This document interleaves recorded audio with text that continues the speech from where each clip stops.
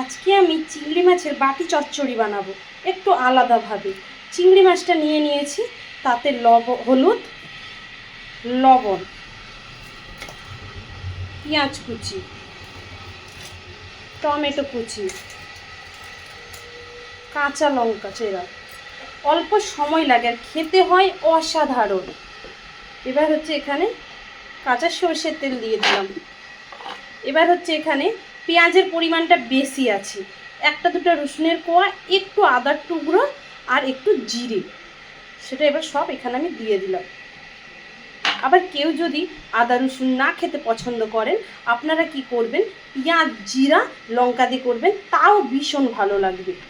এবার এইটা আমি ভালো করে চিংড়ি মাছটা আমি মাখিয়ে নিচ্ছি। এইটা হচ্ছে চিংড়ি মাছের কাঁচা বাটি চচ্চড়ি।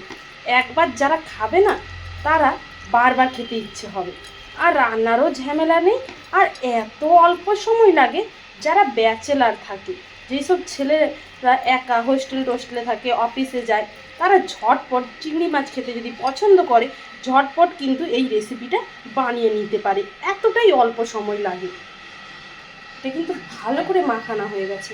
এখানে কিন্তু বেশি জল যাবে না, সামান্য জল, যেহেতু আমি বাটি চচ্চড়ি করব। আপনাদের কাছে যদি মশলা ধোয়া জল থাকে আপনারা সেটাই ব্যবহার করবেন।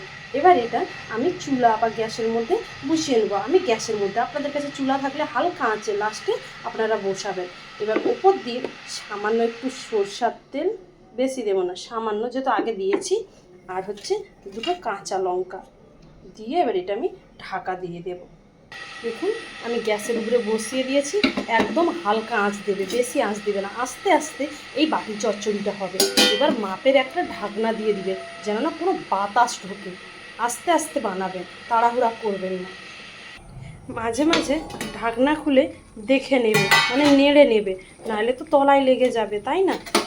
এবার আস্তে আস্তে করে একটা এরকম ছোট চামচের সাথে ধীরে ধীরে একটু নেড়ে দেবে। যারা পোস্ত, কাজু বাদাম আপনারা যদি দিতে চান দিতে পারেন, কিন্তু একটু এইরকমভাবে সিম্পলভাবে রেঁধে খেয়ে দেখুন, দুর্দান্ত লাগে। আবার আমি ঢাকা দিয়ে দিচ্ছি। আর যারা খোলস পছন্দ করে না তারা খোলসটা বাদ দিয়ে দিবেন। আমার ছেলে মেয়ে ভীষণ পছন্দ করে, তাই আমি খোলসটা রেখেছি। দেখুন আমি আবার ঢাকনাটা খুলে একটু নাড়িয়ে নিচ্ছি। আর এখানে কোনো জল হবে না, একদম একদম বাটি চচ্চড়ি মানে কি পুরো বাটির সাথে লেগে যাবে, আর খেতে হয় দুর্দান্ত। মাঝে মাঝে নেড়ে আমি আবার ঢেকে দিচ্ছি। এই দেখুন আমার বাটি চচ্চড়িটা কতটা সুন্দর হয়েছে, আর এত টেস্ট হয়, আপনারা একবার বানিয়ে দেখবেন। আর এইখানে আপনারা কেউ যদি, আপনাদের আগেই বলেছি, পোস্ত কাজু বাদাম টাদাম বাটা দিতে চান, একটু সর্ষে আপনারা দিতে পারেন, কিন্তু আমি যেভাবে করেছি এভাবেও করবেন, এতটাই ভালো লাগবে। একবার বানালেন আপনাদের বারবার, আর এর পিছনে কোনো ঝামেলাই নেই, তোমার বসিতে তুমি অন্য কাজও করতে পারো, এতটা ভালো লাগে গরম গরম ভাতের সাথে। আর আমার যদি এইরকম রেসিপি আপনাদের ভালো লেগে থাকে, আপনারা সবাই ভালোবাসা দেবেন, আপনারা সবাই সাথে থাকবেন। নমস্কার।